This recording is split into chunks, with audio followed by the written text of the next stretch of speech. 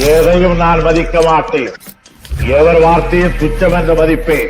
ஏனென்றால் எங்களை விட்டால் இந்த நாட்டை ஆள வேறு ஆட்கள் இல்லை. இந்தியாவில் வேற எந்த மாநிலத்தை விடவும் அதிகமான திரை நட்சத்திரங்கள் முதலமைச்சரா தமிழ்நாட்டில் மட்டும் உருவாக வேண்டிய தேவை என்ன? இது தற்செயலா நடக்கிறது கிடையாது. It's a symbiotic relationship. கிட்டத்தட்ட ஒரு 70 வருஷமா சினிமாவுக்கும் அரசியலுக்கும் இடையேயான ஒரு கல்ச்சுரல் பாண்ட் இங்க உருவாயிருக்கு. Let's uncover how cinema builds political empire.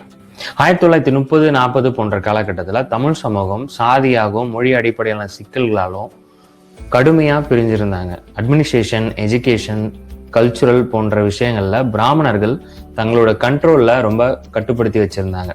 நீதி கட்சி பின்னாடி திராவிட இயக்கமா மாறுது. இந்த சிஸ்டத்துக்கு எதிராக கேள்வியை உட்படுத்துறாங்க. சுயமரியாதை, பகுத்தறிவு கொள்கை, தமிழ் அடையாளம் போன்ற விஷயங்களை சேலஞ்ச் பண்ணி ஃபேஸ் பண்றாங்க. அன்னைக்கு அரசியல் துண்டு